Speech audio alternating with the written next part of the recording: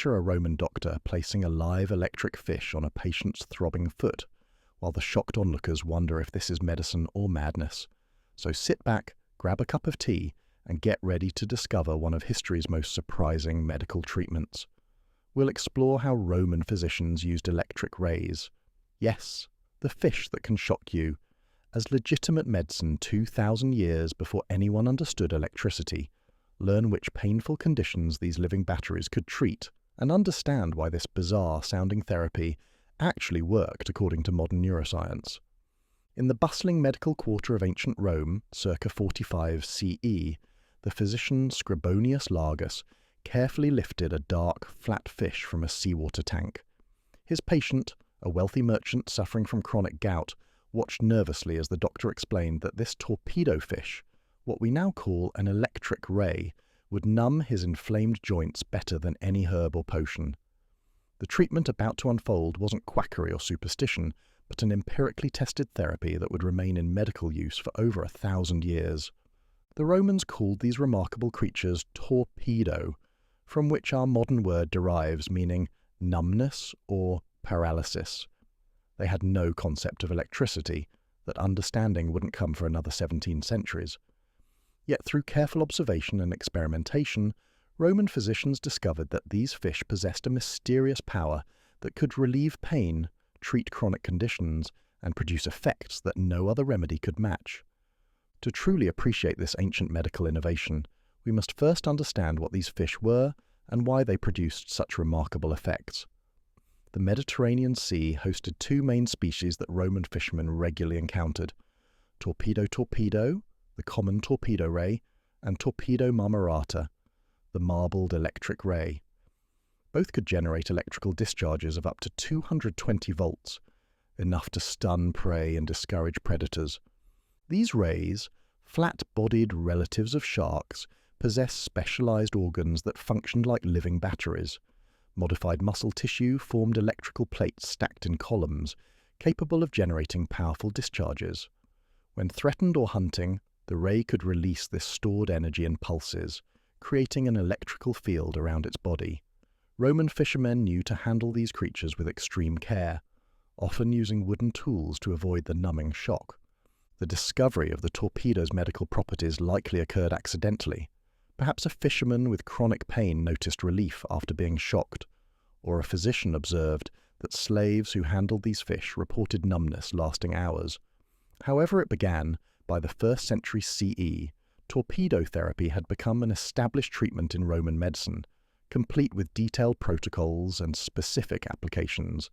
Scribonius Largus, personal physician to Emperor Claudius, provides our most detailed account of torpedo therapy in his work Compositiones, written around 47 CE.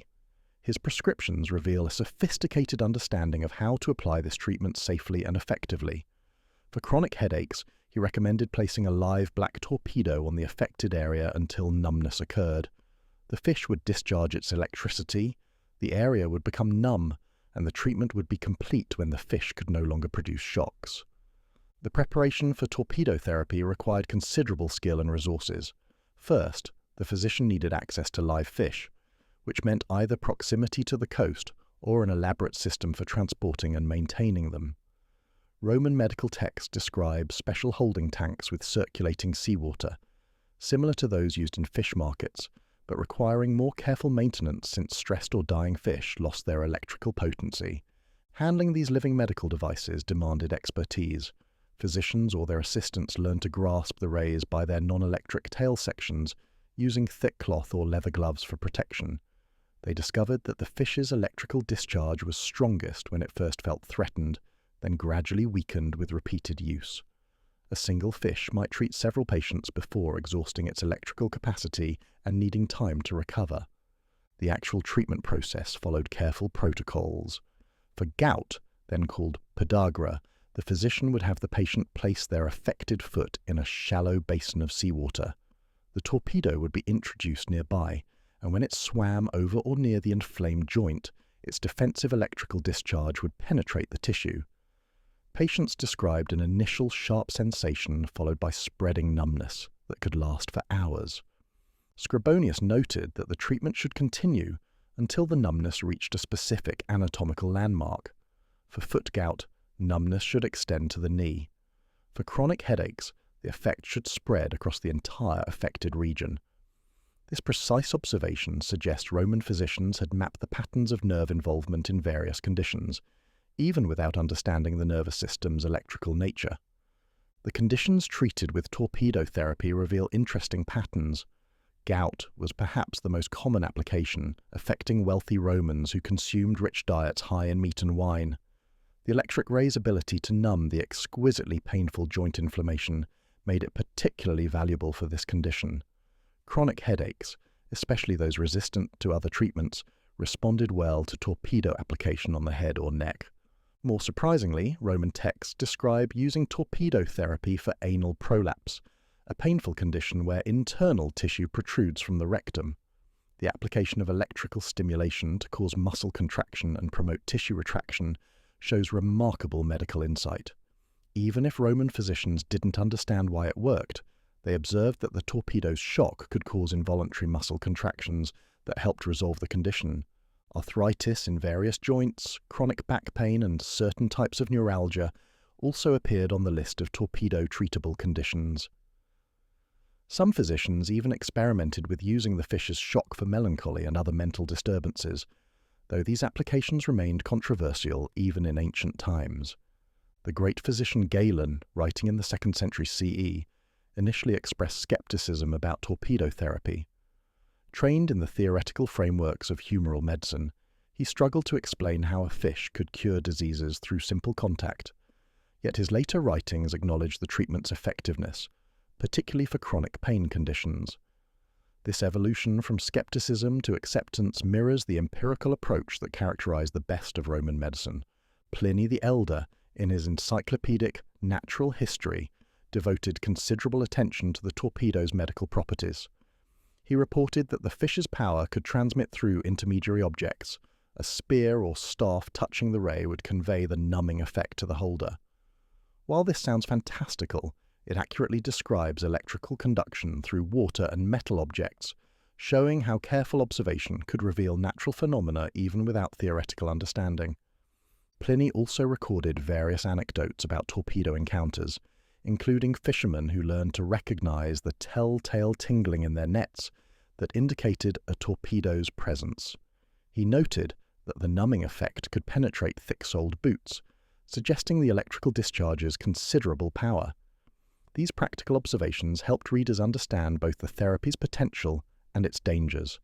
The social dimensions of torpedo therapy reveal much about Roman medical practice. This treatment wasn't universally accessible. It required significant resources. Wealthy patients might maintain private physicians with access to torpedo supplies. Middle-class Romans could visit established medical practices in larger cities where physicians kept torpedo tanks. The poor, however, rarely accessed this treatment unless they lived in coastal areas where fresh-caught rays were available. The cost factor went beyond simple acquisition. Maintaining live torpedoes required specialized knowledge, proper facilities, and constant attention. The fish needed specific water temperatures, salinity levels, and regular feeding with small fish or crustaceans. A dead or dying torpedo was medically useless, making this one of the most challenging remedies to maintain in the Roman pharmacopoeia. Seasonal availability posed another challenge. Torpedoes were most abundant in warmer months when they moved into shallower waters to breed. Winter treatments required either maintaining fish caught during summer, difficult and expensive, or importing them from warmer regions. Some medical texts describe attempts to preserve the torpedo's electrical organs in various substances, though these preparations were generally considered inferior to live treatment. The integration of torpedo therapy with other Roman medical practices shows sophisticated therapeutic thinking. Physicians didn't use electric fish in isolation, but as part of comprehensive treatment plans. A gout patient might receive dietary modifications, herbal preparations to reduce inflammation, exercise prescriptions, and torpedo therapy for acute pain relief. This multimodal approach resembles modern pain management strategies. Roman physicians also recognized contraindications and limitations. They warned against using torpedo therapy on pregnant women, fearing the shock might harm the fetus. a reasonable precaution even by modern standards. Patients with certain heart conditions were excluded, showing awareness that the electrical discharge could affect cardiac rhythm. Children received modified treatments with smaller fish or brief exposure times. The placebo effect undoubtedly played some role in torpedo therapy's perceived effectiveness. The dramatic nature of the treatment, the living fish, the visible shock response, the immediate numbness, created powerful expectations. Roman physicians enhanced this effect through ritual elements, special preparation of the treatment room, invocations to Asclepius, and detailed explanations of the torpedo's divine origins. Yet modern science confirms that torpedo therapy worked through genuine physiological mechanisms. The electrical discharge from these rays produces effects remarkably similar to contemporary TENS units used for pain management. Both work by overwhelming nerve pathways with electrical signals, blocking pain transmission to the brain, the gate control theory of pain management. The specific parameters of torpedo discharge, voltage, amperage, and pulse frequency, fall within therapeutic ranges used in modern electrotherapy. The ray's defensive discharge produces a high-voltage, low-amperage current that can penetrate tissue without causing burns. The pulse pattern, evolved to stun prey, coincidentally matches frequencies effective for pain relief in human nervous systems. For gout specifically, electrical stimulation may have provided benefits beyond simple pain relief. Modern research shows that electrical currents can affect uric acid crystallization and promote increased blood flow to affected joints. Roman physicians observed that regular torpedo treatment seemed to reduce the frequency of gout attacks, not just treat acute pain, an observation that aligns with current understanding of electrical therapy's anti-inflammatory effects. The treatment of headaches with torpedo application to the head seems remarkably prescient given modern use of electrical stimulation for migraine prevention.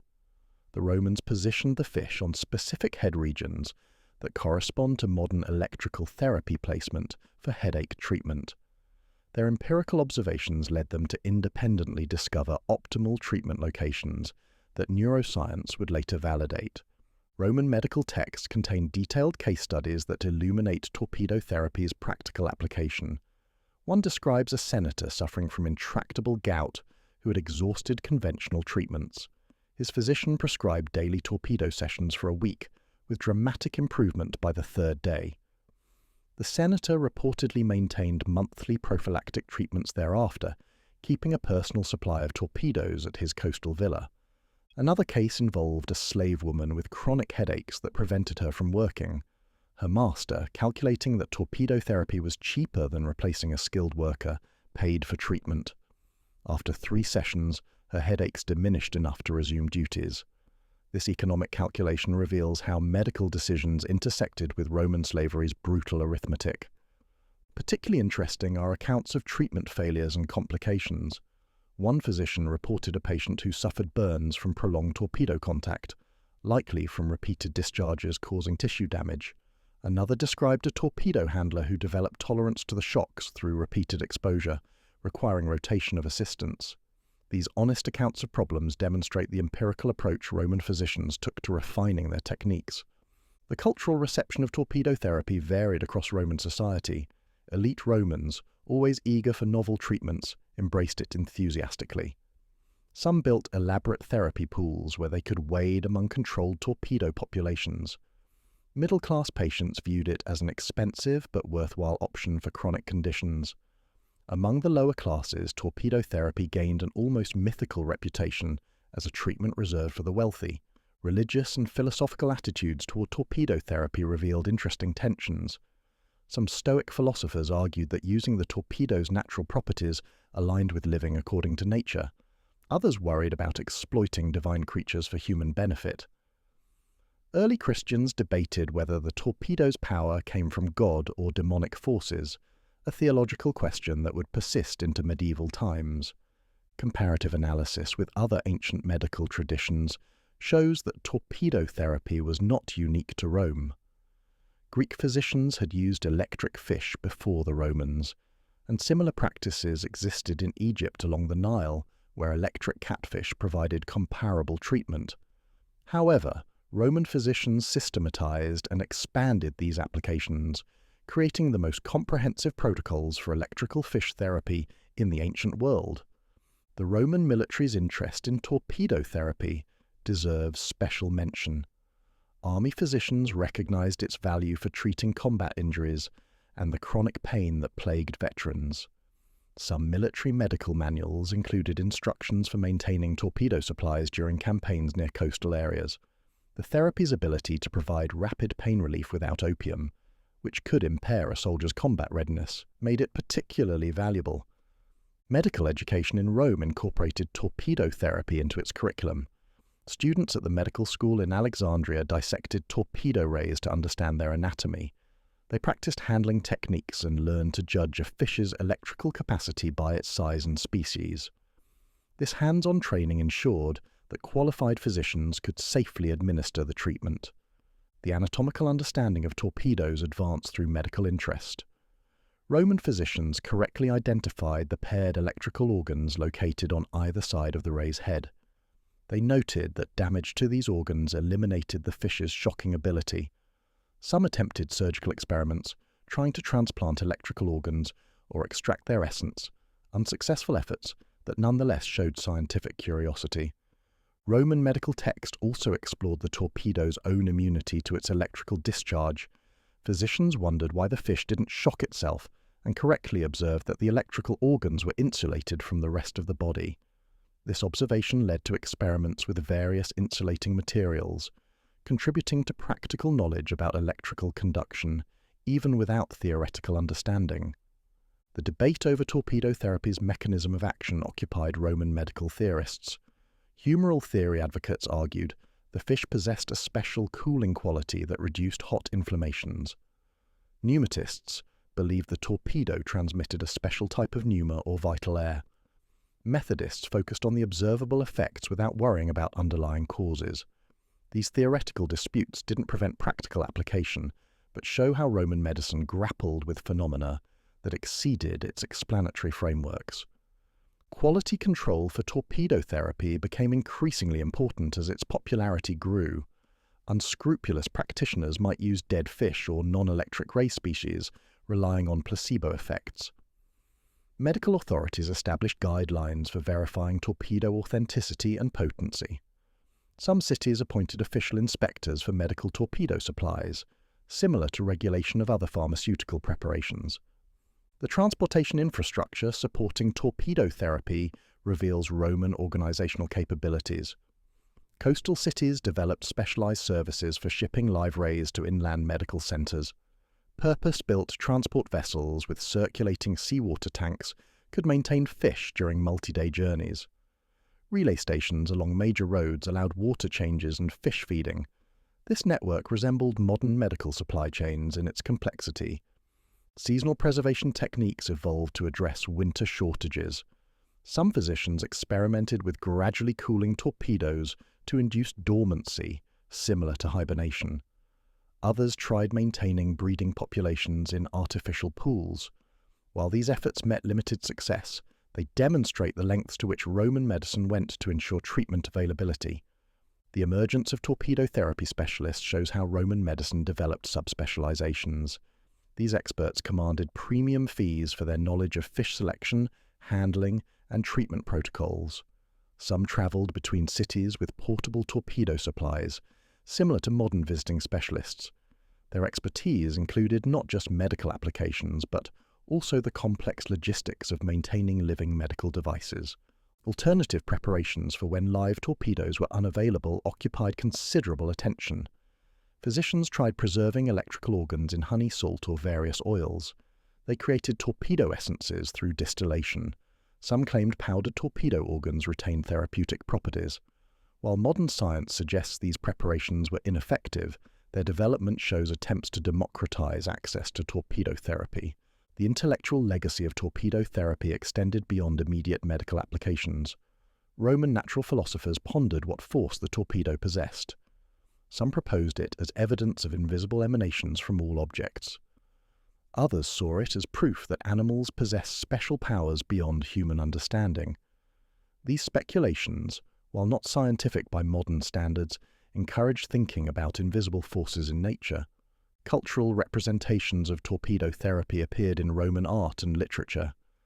Mosaics from Pompeii show torpedo rays with lightning-like emanations, suggesting popular understanding of their electrical nature. Martial's epigrams include jokes about torpedoes shocking unwary bathers. Plautus used torpedo numbness as a metaphor for love's paralyzing effects. These cultural references indicate widespread familiarity with the phenomenon. The export of torpedo therapy followed Roman trade routes. Merchants in Britannia imported Mediterranean torpedoes for Romanized Britons suffering from arthritis in the damp climate.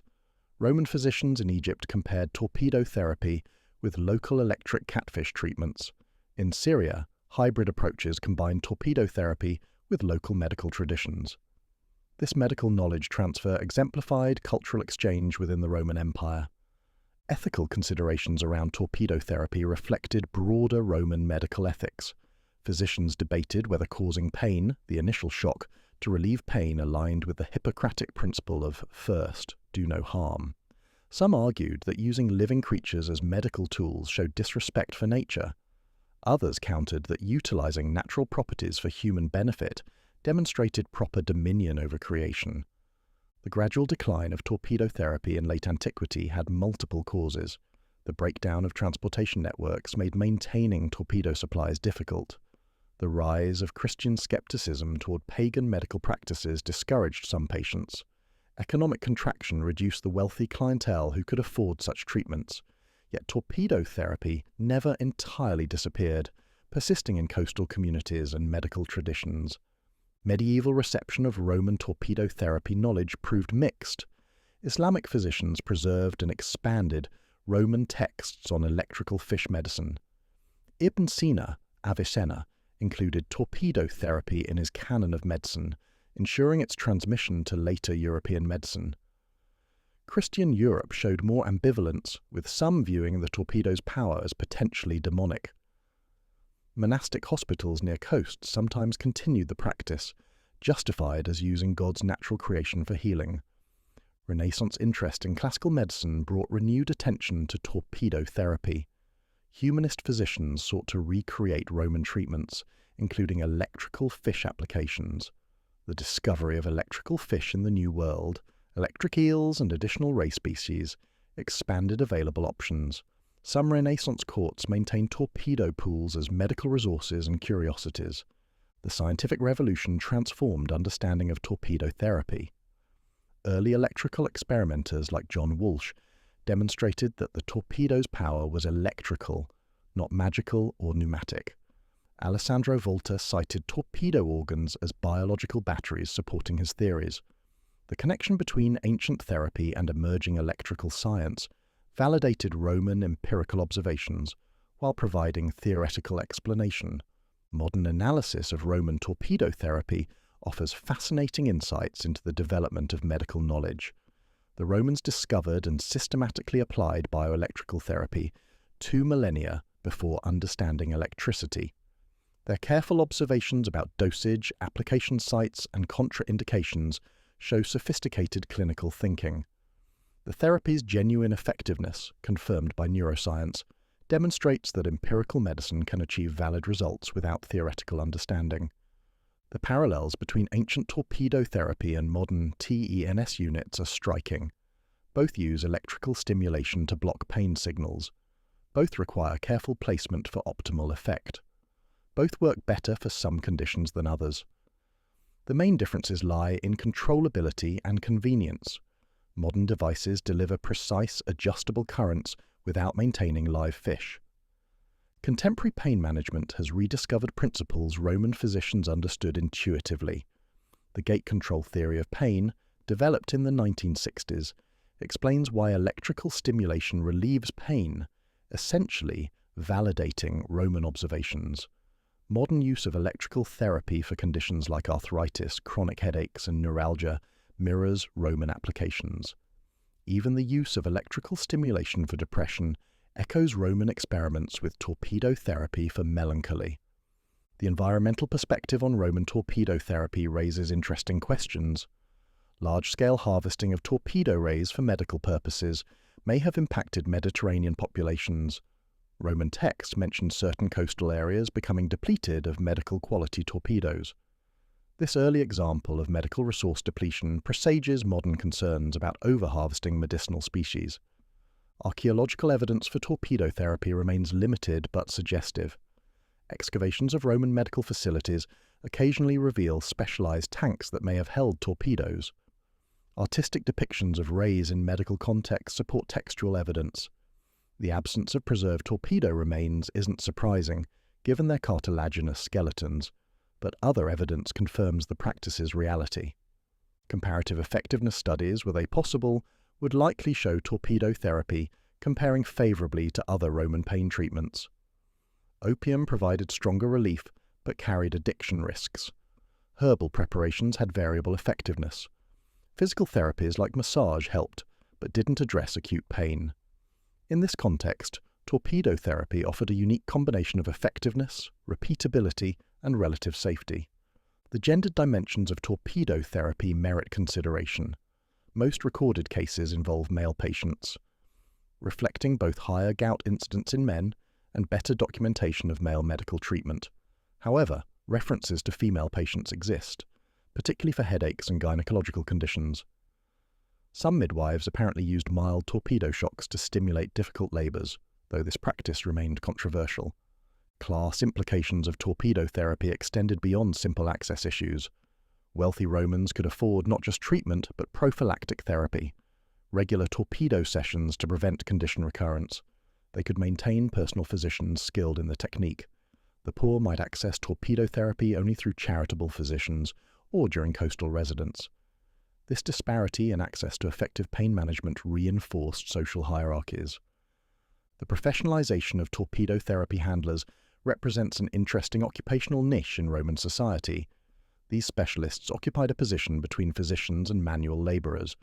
They required practical skills in fish handling, medical knowledge about applications, and business acumen to maintain steady supplies. Some achieved considerable wealth serving elite clientele, while others remained modest functionaries in medical establishments. Legal aspects of torpedo therapy occasionally surface in Roman sources. Disputes arose over torpedo quality, treatment failures, and injuries from improper handling. Roman law's approach to medical malpractice applied to torpedo therapy. Practitioners faced liability for negligence, but not for unsuccessful treatments performed competently. Contract law governed agreements for maintaining torpedo supplies or providing courses of treatment. The intersection of torpedo therapy with Roman bathing culture created unique applications. Some bath complexes near coasts incorporated torpedo pools, where bathers could experience mild shocks for invigoration or pain relief. These facilities required careful design to prevent accidental shocks while allowing controlled exposure. The combination of warm water relaxation and electrical stimulation apparently provided effective therapy for various musculoskeletal conditions. Culinary uses of torpedo rays complicated medical supply chains. These fish were edible when properly prepared, with electrical organs removed. Competition between medical and culinary markets affected prices and availability. Some regions reserved torpedoes exclusively for medical use during shortages. This tension between food and medicine appears throughout history with various therapeutic substances. The question of animal welfare in torpedo therapy never appears in Roman sources, but deserves modern consideration. Repeated electrical discharge stressed the fish, potentially shortening their lives. Maintenance in artificial conditions caused suffering by modern standards. Yet Romans viewed this instrumentally. The fish served human needs, justifying any incidental harm. This anthropocentric view characterized most ancient attitudes toward animals. Literary metaphors derived from torpedo therapy enriched Latin literature. Authors described stunning beauty as torpedo-like, paralyzing observers. Political opponents were likened to torpedoes, shocking those who touched them. Love poets compared emotional numbness to torpedo-induced anesthesia. These metaphors assumed audience familiarity with the medical practice, indicating its cultural penetration. The role of torpedo therapy in Roman medical education extended beyond practical training. It served as a case study for empirical versus theoretical medicine. students debated whether understanding mechanism mattered if treatment worked. This philosophical question, does medicine require scientific explanation or just effective practice, remains relevant to modern medical education. Regional variations in torpedo therapy reflected local species and traditions. Mediterranean practices differed from those along the Atlantic coast, where larger ray species lived. Black Sea regions developed techniques for their endemic species. Egyptian physicians along the Red Sea coast used tropical ray species unknown to Mediterranean practitioners. This diversity enriched overall knowledge while creating standardization challenges. The economic ecosystem around torpedo therapy included numerous supporting occupations. Fishermen specialized in capture techniques that minimized electrical discharge. Tank builders created increasingly sophisticated life support systems. Water suppliers delivered seawater to inland facilities. Feed suppliers provided small fish and crustaceans. This economic network demonstrates how a medical practice could create extensive employment. Technological innovations driven by torpedo therapy needs advanced Roman engineering, improved water circulation systems, better tank construction materials, and transport innovations all emerged from medical demands. Some historians argue that torpedo therapy requirements contributed to broader advances in hydraulic engineering and live animal transport. The persistence of torpedo therapy in folk medicine long after classical antiquity ended testifies to its effectiveness. Coastal communities worldwide independently discovered electrical fish's pain-relieving properties. From Brazil's indigenous use of electric eels to West African applications of electric catfish, bioelectrical therapy emerged repeatedly. Roman torpedo therapy represents one well-documented example of a universal human discovery. Modern revival of interest in historical medical practices has led some to advocate returning to torpedo therapy. These neoclassical medicine enthusiasts argue that live fish provide more natural treatment than electronic devices. While scientifically dubious, this movement reflects ongoing tensions between technological and traditional medicine.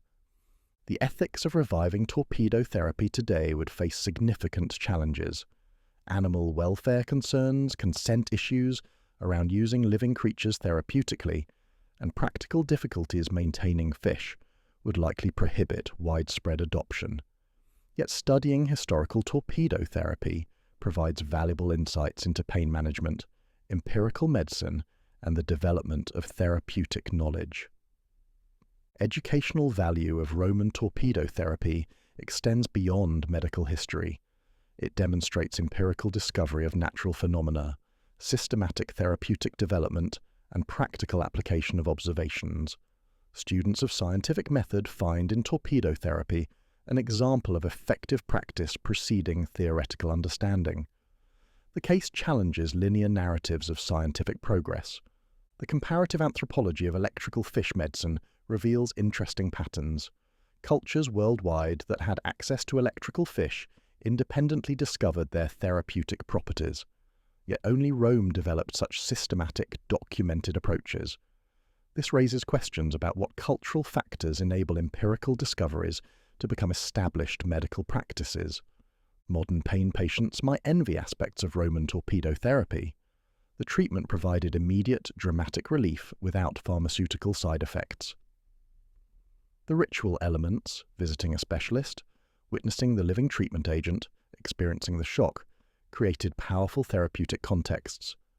While modern TENS units are more convenient, they lack the psychological impact of torpedo therapy's dramatic intervention.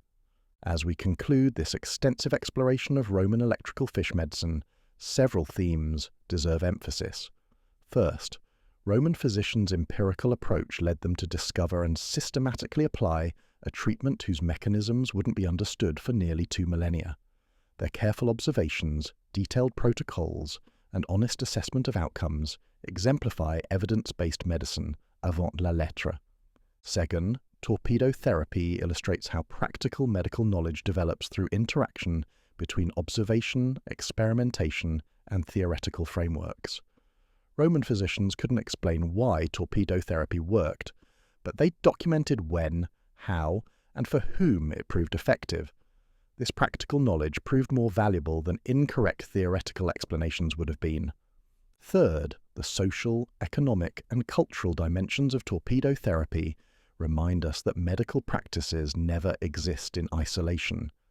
Access, affordability, and acceptability shape therapeutic options as much as effectiveness. Roman torpedo therapy served some patients excellently while remaining inaccessible to others, a pattern repeated throughout medical history. Fourth, the validation of Roman observations by modern neuroscience offers important lessons about traditional medicine. Not all ancient practices deserve revival, but dismissing historical therapies without investigation risks losing valuable insights. Roman torpedo therapy worked for sound physiological reasons that transcended cultural context. Finally, studying torpedo therapy enriches our understanding of Roman civilization's complexity. The same culture that gave us architectural marvels, legal systems, and literary classics also pioneered bioelectrical medicine. Roman willingness to adopt effective treatments regardless of theoretical understanding shows pragmatism that contributed to their civilization's longevity. The story of Roman torpedo therapy ultimately transcends its specific historical moment. It speaks to human ingenuity in addressing suffering, the development of medical knowledge through careful observation, and the complex relationships between humans and the natural world. That Roman physicians could harness bioelectricity for healing 2,000 years before understanding electricity itself stands as testament to empirical medicine's power. As you finish this journey through one of history's most unexpected medical treatments, consider how future generations might view our current therapies. What practices that seem routine today will appear bizarre tomorrow? What treatments do we dismiss that might contain hidden wisdom? Roman torpedo therapy reminds us to approach both historical and contemporary medicine with appropriate humility, recognizing that healing knowledge comes in many forms. The electric ray that shocked patients in ancient Rome shares fundamental biology with rays swimming in today's oceans. The neurons that transmitted pain signals in Roman patients function identically to our own. The electrical principles that made torpedo therapy effective remain unchanged. In this continuity across millennia, we find both humbling perspective and hopeful confirmation that careful observation and empirical testing can discover therapeutic truths that transcend their historical moment. Whether we marvel at Roman innovation or shake our heads at placing electric fish on patients, torpedo therapy deserves recognition as a remarkable chapter in medical history. It demonstrates that the path from suffering to healing has taken many forms, not all of them immediately comprehensible to modern sensibilities. In Roman physicians' willingness to embrace an unusual but effective treatment, we see the empirical spirit that drives medical progress, then, now, and into the future.